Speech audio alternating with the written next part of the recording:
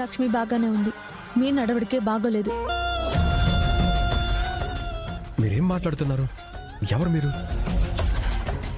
నా గురించి మీకు తెలియదు, కానీ మీ గురించి నాకు మొత్తం తెలుసు. లక్ష్మి జీవితాన్ని నాశనం చేయడానికి మీకు అసలు మనసెలా వచ్చింది?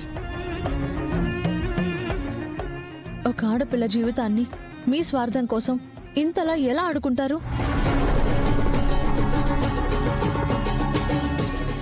మీకేం తెలుసని మాట్లాడుతున్నారు డాక్టర్? నేను లక్ష్మి ఒకే ఊరి వాళ్ళం. తను చిన్నప్పటి నుంచి నాకు బాగా తెలుసు. లక్ష్మి కోసం వాళ్ళ నాన్న ఎన్ని కలలు కన్నారో కూడా తెలుసు. అలాంటిది మీరు లక్ష్మి మెళ్ళలో తాళి కట్టి ఇప్పుడు తన బ్రతుకుని పని మనిషిని చేసేసరే. వాళ్ళ నాన్నకి తెలిస్తే ఆయన బ్రతకగలరా? అసలు తన కూతురు ఇలాంటి పరిస్థితుల్లో ఉందని తెలిస్తే ఎంత కుమిలిపోతారు. మీకు కొంచెమైనా మనసుందా అండి? ఎలా ఉండే లక్ష్మిని ఎలా చేసేశారు? మీ కోపంలో అర్థం ఉంది.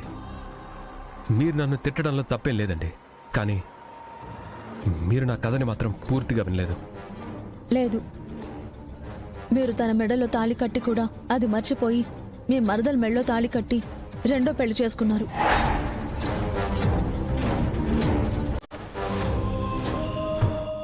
లేదు, మీకు తెలిసింది వేరు. అసలు కథ నేను చెప్తాను, వినండి.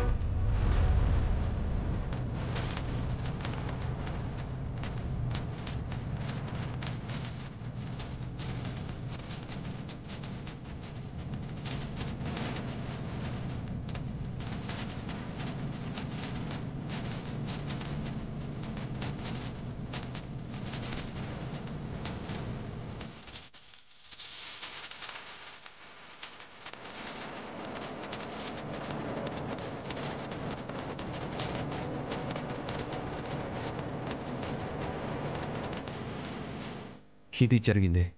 నేను లక్ష్మికి అన్యాయం చేశాను, కాదనట్లేదు. కానీ న్యాయం చేయడానికి నాకు ఆ దేవుడు అవకాశం ఇవ్వలేదు.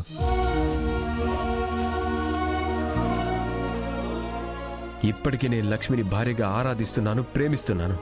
కానీ అక్కడ పరిస్థితులు వేరేలా ఉన్నాయి.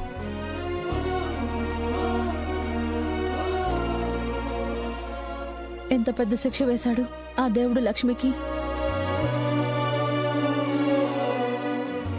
విహారి గారు, తెలిసి తెలియకుండా నోరు జారి మిమ్మల్ని చాలా మాట్లాడినాను. పర్లేదండి.